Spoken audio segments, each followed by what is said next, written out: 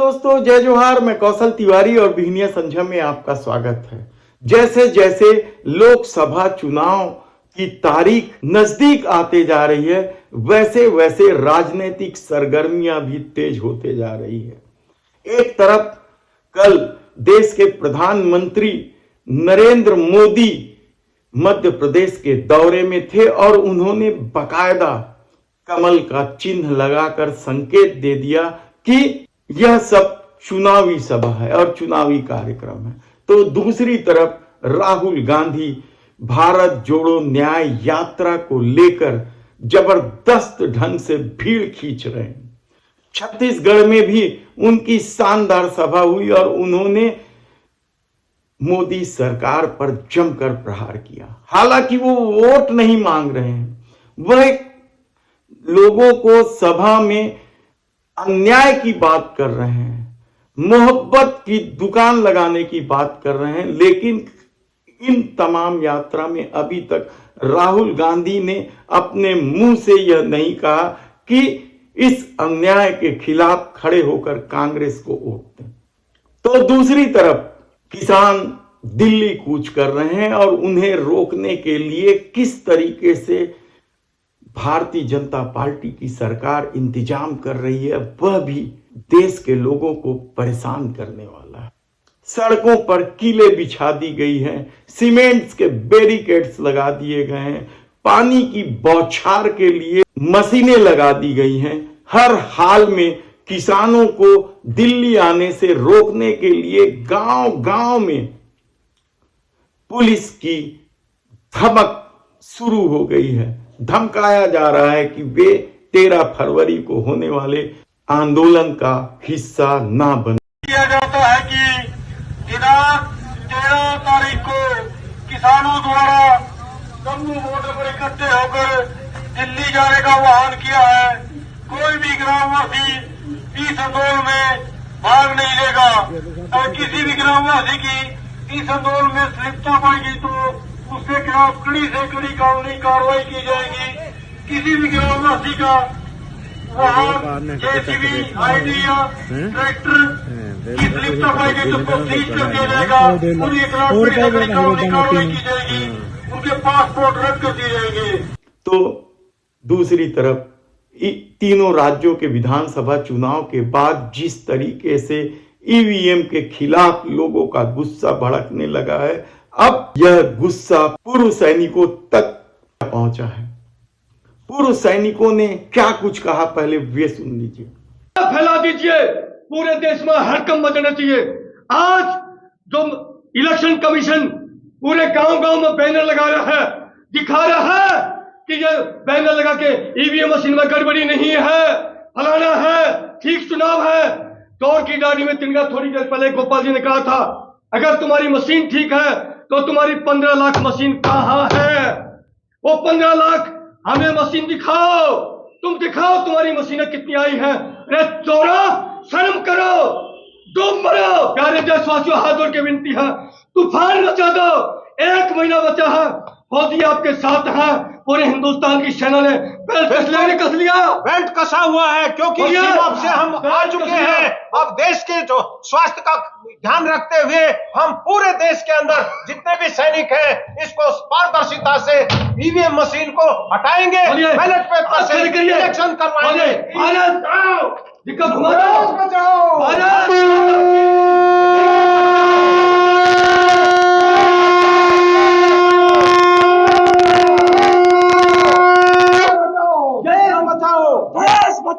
EVM हटाओ, EVM हटाओ, देश बचाओ, ईवीएम हटाओ, देश बचाओ, ईवीएम हटाओ, देश बचाओ। निकलो सभी मकानों से,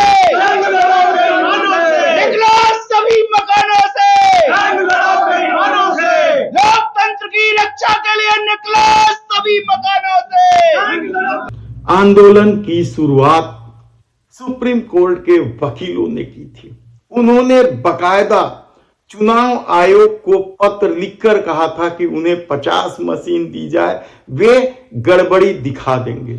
लेकिन चुनाव आयोग सत्ता के अनुकूल चल रही है कहा जाए तो गलत नहीं होगा। और शायद यही वजह है कि देश के इतिहास में पहली बार चुनाव आयोग ईवीएम की विश्वसनीयता को लेकर गांव गांव में अपने अधिकारियों कर्मचारियों की टीम भेज दी है और ये टीम बता रही है कि ईवीएम हैक नहीं हो सकता, ईवीएम में कोई गड़बड़ी नहीं है, जितनी भी बातें की जा रही है यह गलत है। तब सवाल ये है कि यदि शंका है ईवीएम को लेकर और दुनिया भर के कई बड़े देश, विकसित देश ईवीएम से परहेज कर रहे हैं, तब जब शंका उत्पन्न हो गई है तो बैलेट पेपर से चुनाव क्यों नहीं किया जाना चाहिए। सुप्रीम कोर्ट के वकीलों ने यह लड़ाई शुरू की थी। उन्होंने दिल्ली ही नहीं देश के कई हिस्सों में जाकर प्रदर्शन किया, डेमो दिखाया ईवीएम का कि कैसे गड़बड़ी होती है ईवीएम को लेकर, लेकिन चुनाव आयोग मानने को तैयार नहीं। और अब इस लड़ाई में आम लोग भी हिस्सेदारी करने लगे हैं। यही नहीं, पूर्व सैनिकों ने भी मोर्चा खोल दिया। ऐसी परिस्थिति में सबसे बड़ा सवाल तो यही है कि ईवीएम को लेकर विरोध नया नहीं है और ना ही केवल वकील या पूर्व सैनिक या कुछ लोग कर रहे हैं, बल्कि ईवीएम को लेकर विरोध तो देश के प्रधानमंत्री नरेंद्र मोदी ने भी किया। यही नहीं, संघ और बीजेपी ने तो मिलकर ईवीएम की गड़बड़ी को लेकर बकायदा एक 4 सदस्यीय समिति बनाई थी जिसकी अध्यक्षता सुब्रमण्यम स्वामी कर रहे थे। किताबें तक लिखी गई है कि ईवीएम किस तरीके से गड़बड़ी होती है और किस तरीके से सत्ता के अनुकूल हो जाती है। ऐसी तमाम परिस्थितियां जब निर्मित है तब चुनाव आयोग क्यों ईवीएम से ही चुनाव कराने के लिए आमदा है।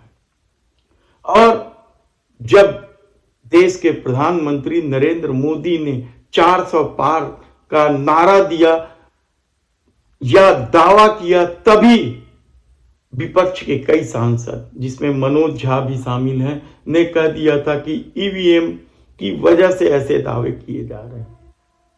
शंका तो है, समाधान सिर्फ एक ही है कि ईवीएम की बजाय बैलेट पेपर से चुनाव किया जाए। लोग सड़कों पर उतर चुके हैं। सुप्रीम कोर्ट के वकीलों ने केस भी दर्ज किया, लेकिन सुप्रीम कोर्ट का फैसला क्या लोकसभा चुनाव के पहले आएगा? क्योंकि इलेक्टोरल बॉन्ड पर तमाम तरह की सुनवाई हो जाने के बाद भी फैसला नहीं दिया जा रहा है। इलेक्टोरल बॉन्ड को लेकर भी बहुत लोचा है।